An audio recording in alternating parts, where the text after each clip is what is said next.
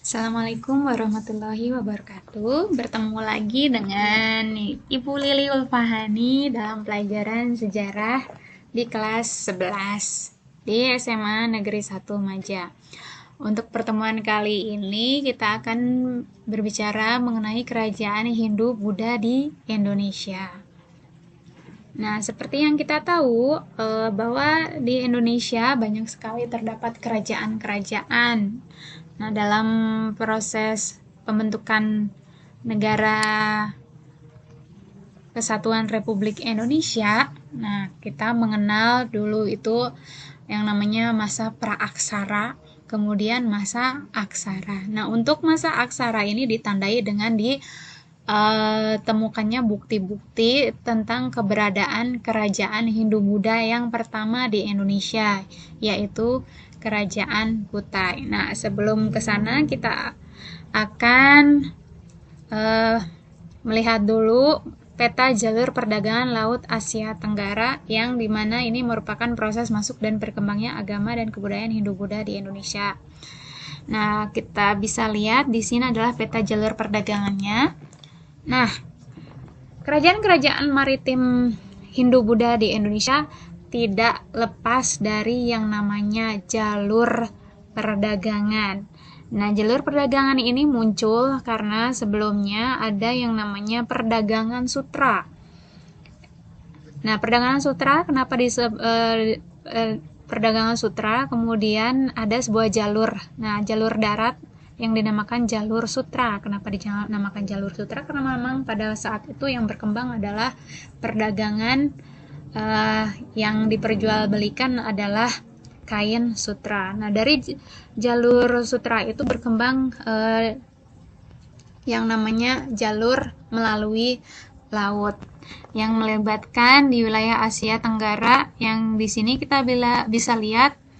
Nah, dari Kanton nanti kemudian dari India ke Indonesia sampai ke Selat Malaka sampai ke Laut Jawa, kemudian dia bergerak ke daerah Jawa Timur. Nah, mungkin dari India juga nanti dia bergerak sampai ke Filipina, dan dari Kanton atau dari Cina juga nanti ada hubungan perdagangan dengan Indonesia. Nah, kemudian kerajaan Hindu-Buddha di Indonesia ini banyak sekali. Nah, kita bisa lihat ada Kerajaan Bali, Kerajaan Pajajaran, Kerajaan Majapahit, Kerajaan Singosari, Kerajaan Kediri, Kerajaan Sriwijaya, Kerajaan Mataram Kuno, Kerajaan Tarumanagara, dan kerajaan pertama di Indonesia yaitu Kerajaan Kutai.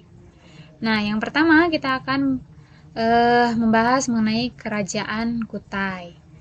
Nah, Kerajaan Kutai ini adalah kerajaan Hindu yang pertama berdiri di Indonesia setelah berkembangnya pengaruh dari India. Nah, hal ini berdasarkan prasasti Yupa yang ditemukan di daerah di Kutai sejak tahun 400 Masehi di Kalimantan Timur. Nah, dengan ditemukan Yupa ini menandakan bahwa masa praaksara di Indonesia telah berakhir dan memasuki yang namanya masa aksara. Kalau kita lihat di sini ada semacam akulturasi.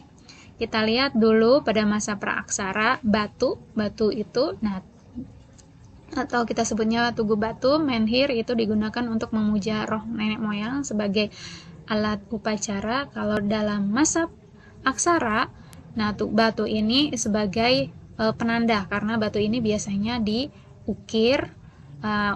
Diukirnya itu berupa tulisan. Nah, tulisannya di Yupa ini adalah tulisan hurufnya Palawa dan bahasanya adalah bahasa Sanskerta.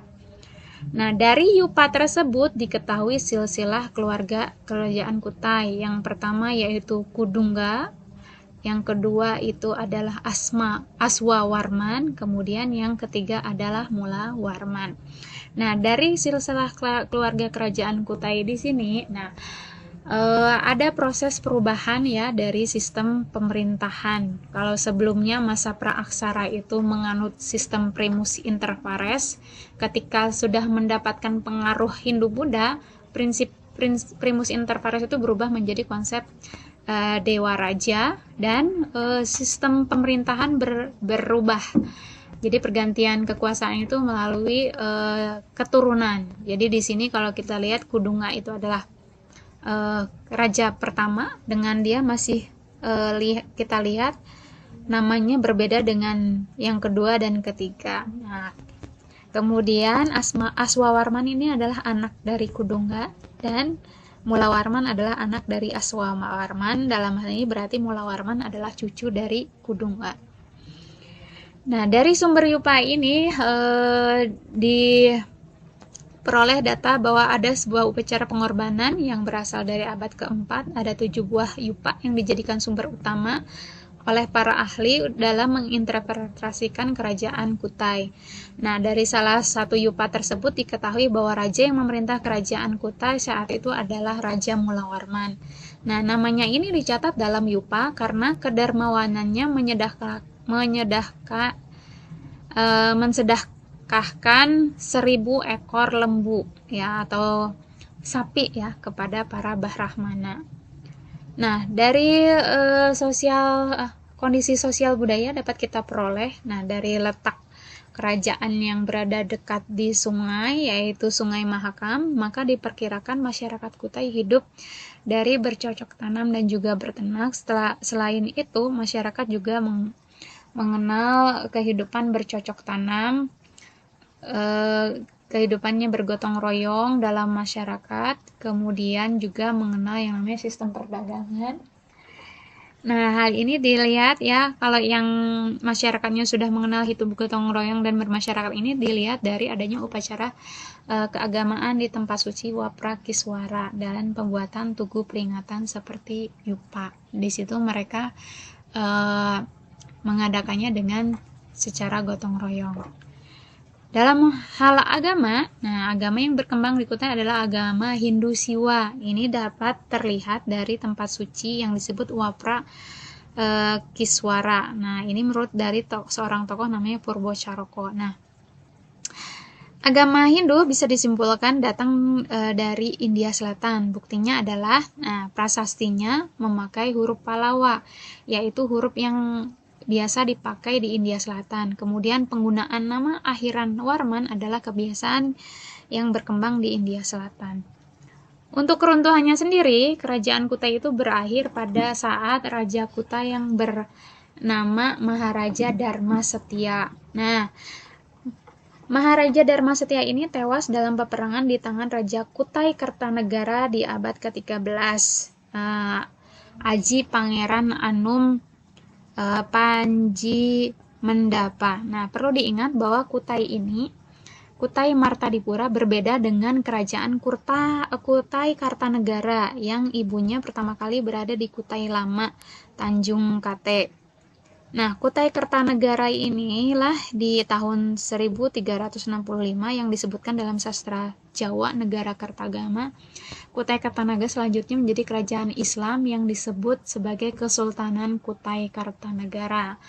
Demikian materi tentang kerajaan-kerajaan maritim Hindu-Buddha di Indonesia, terutama kerajaan Kutai. Kalau masih ada penjelasan yang tidak jelas, bisa kalian tanyakan. Nah, nanti kita diskusikan bersama. Demikian, saya akhiri. Assalamualaikum warahmatullahi wabarakatuh.